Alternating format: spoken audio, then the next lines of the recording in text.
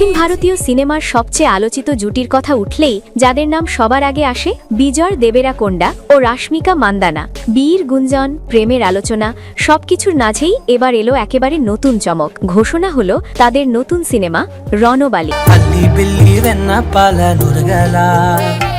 দর্শকদের হৃদয় জয় করা জুটি গীতা গোবিন্দম আর ডিয়ার কমরেড, এই দুই সিনেমার রসায়ন আজও ভুলতে পারেননি ভক্তরা। আর এবার দীর্ঘ অপেক্ষার পর বিজয় ও রাশমিকা আবার ফিরছেন একসঙ্গে বড় পর্দায় নতুন সিনেমা রণবালি দিয়ে। এই খবর প্রকাশের পর থেকেই সোশ্যাল মিডিয়ায় উচ্ছ্বাসে ভাসছেন ভক্তরা।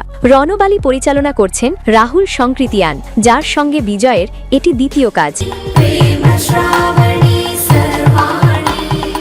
এর আগে তারা একসঙ্গে উপহার দিয়েছিলেন সাসপেন্স থ্রিলার ট্যাক্সিওয়ালা। সিনেমাটি প্রযোজনা করছে মৈত্রী মুভি মেকার্স, যারা আগে থেকেই বিজয়ের সঙ্গে সফলভাবে কাজ করেছে ডিয়ার কমরেড ও খুশি সিনেমায়। আর সঙ্গীতে থাকছে বড় চমক, অজয় অতুলের সঙ্গীত টি সিরিজ ব্যানারে, মানে বোঝাই যাচ্ছে মিউজিক হতে যাচ্ছে একেবারে জমজমাট। রণবালি কোনো সাধারণ লাভ স্টোরি নয়। এই সিনেমার গল্প তৈরি হচ্ছে 19 শতকের ভারতের সত্য ঘটনার প্রেক্ষাপটে।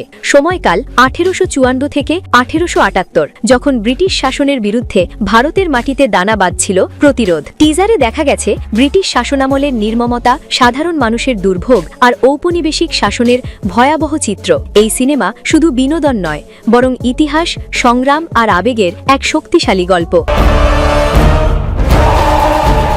নাম ঘোষণার সঙ্গেই প্রকাশ পেয়েছে একটি বিশেষ টিজার দেখেই বোঝা যাচ্ছে ভিজুয়াল, আবহ আর গল্প সব মিলিয়ে রণবালি হতে যাচ্ছে বিজয়ের কেরিয়ারের অন্যতম গুরুত্বপূর্ণ সিনেমা।